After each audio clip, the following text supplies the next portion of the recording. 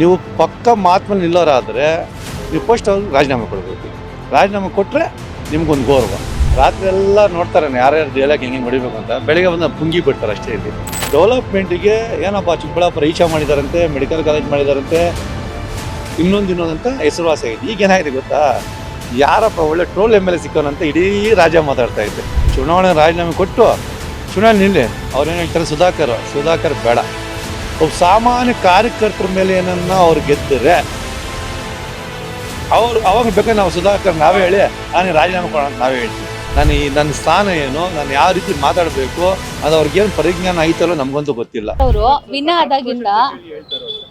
ಆದಾಗಿಂದ ಏನು ಕೆಲಸಗಳು ಮಾಡಿದ್ದಾರೆ ಇಲ್ಲಿ ಚಿಕ್ಕಬಳ್ಳಾಪುರದಲ್ಲಿ ಅಂತ ನಿಮ್ಗೆ ಗೊತ್ತಿರೋ ಹಾಗೆ? ಅವರು ಗೆದ್ದು 1 ವರ್ಷ 1 ತಿಂಗಳಾಗೈತೆ, 13 ತಿಂಗಳಾಗಿದೆ. 13 ತಿಂಗಳಿಂದ ನಗರದಲ್ಲಿ 1 ರೂಪಾಯಿ ಕೆಲಸ ಕೂಡ ಅವ್ರು ಮಾಡಿಲ್ಲ. ಬಹುಶಃ ಹಿಂದೆಗಡೆ ಇದ್ದಂಥ ಸಚಿವರು 44 ಕೋಟಿ ರೂಪಾಯಿ ನಗರೋತ್ಥಾನ ಸ್ಪೆಷಲ್ ಫಂಡ್ ತಂದರು. ಕಾಮಗಾರಿ ಎಸ್ಟಿಮೇಟ್ ಆಯಿತು, ಟೆಂಡರ್ ಆಯಿತು, ವರ್ಕ್ ಆರ್ಡ್ರ್ ಕೊಟ್ಟರು. ಇವ್ರು ಗೆದ್ದ ಮೇಲೆ ಒಂದೇ ಒಂದು ಕೆಲಸ ಏನು ಮಾಡಿದ್ರು ಅಂದರೆ, ಆ ವರ್ಕ್ ಆರ್ಡ್ರ್ ಕೊಟ್ಟಿರೋದನ್ನ ಕ್ಯಾನ್ಸಲ್ ಮಾಡಿದ್ರು. ಅಮೌಂಟ್ ಹಂಗೆ ಐತೆ. ಅದೊಂದು ಇವರು ಸಾಹಸ ಮಾಡಿದ್ರು ಅಷ್ಟೇ, ಅದು ಬಿಟ್ಟರೆ ಇನ್ನೇನು ಮಾಡಿಲ್ಲ, ಏನೂ ಮಾಡಿಲ್ಲ. ಇನ್ನೊಂದು, ಇವಾಗ ಎಲೆಕ್ಷನ್ ಟೈಮಲ್ಲಿ ಅವರು ಒಂದು ಓಪನ್ ಚಾಲೆಂಜ್ ಮಾಡಿದ್ರು.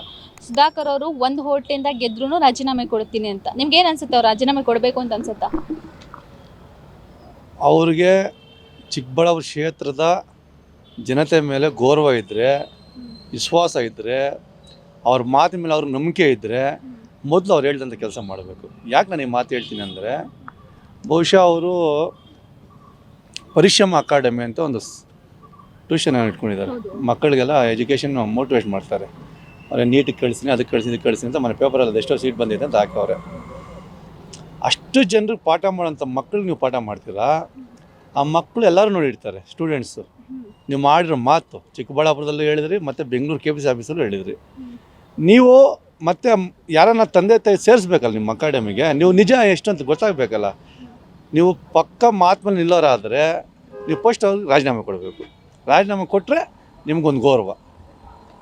ಇನ್ನೊಂದು, ಒಬ್ಬ ರಾಜಕೀಯ ವ್ಯಕ್ತಿಯಾಗಿ ಒಂದು ಮೀಡಿಯಾ ಮುಂದೆ ಅಷ್ಟು ಓಪನ್ ಚಾಲೆಂಜ್ ಮಾಡೋದು ಎಷ್ಟು ಸರಿ ಅಂತ ಅನಿಸುತ್ತೆ, ಅದು ಒಂದು. ಇನ್ನೊಂದು, ಅವ್ರದ್ದು ಎಲ್ಲೇ ಪ್ರೆಸ್ ಮೀಟ್ ನೋಡ್ಬೋದು, ಎಲ್ಲೇ ಒಂದು ಭಾಷಣ ನೋಡ್ಬೋದು, ನೀವು ನೋಡಿರ್ತೀರ, ಜಾಸ್ತಿ ಡೈಲಾಗಲ್ಲೇ ಫೇಮಸ್ ಆದರು ಅಂತ ಹೇಳ್ಬೋದು. ಇದ್ರ ಬಗ್ಗೆ ನಿಮ್ಗೆ ಏನು ಅನಿಸುತ್ತೆ ಅಂತ?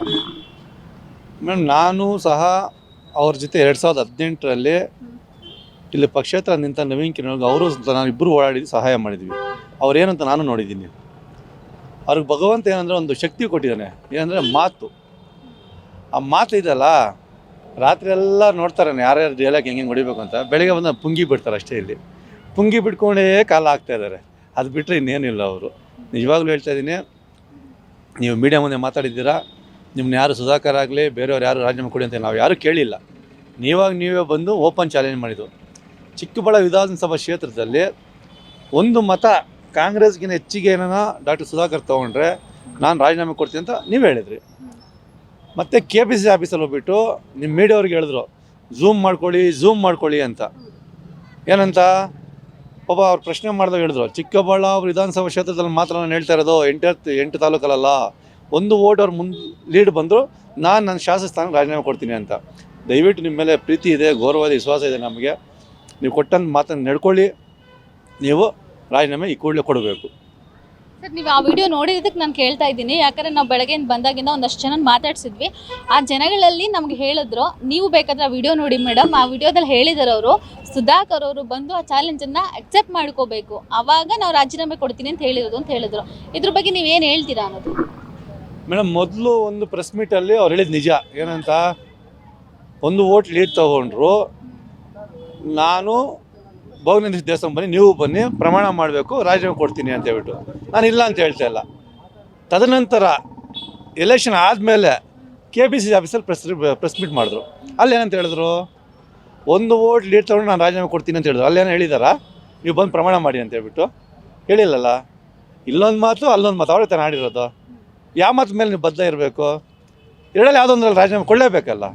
ನಾವು ಆನ್ಸರ್ ಮಾಡೋಕ್ಕೆ ಆಗಲ್ಲ. ನೀವು ಚಿಕ್ಕಬಳ್ಳಾಪುರದವರು, ನೀವು ಓಟಾಗಿ ಗೆಲ್ಸಿರೋದು, ನೀವು ಹೇಳಬೇಕು. ನಾವು ಯಾವುದಕ್ಕೆ ನಿಂತ್ಕೋಬೇಕು, ನೀವು ಹೇಳಬೇಕು. ಇವಾಗ ನೋಡಿ ಮೇಡಮ್, ಅವ್ರಿಗೆ ನಿಜವಾಗ್ಲೂ ಹೇಳ್ಬೇಕಂದ್ರೆ ಮಾತು ಮೇಲೆ ಹಿಡಿತಾ ಇಲ್ಲ.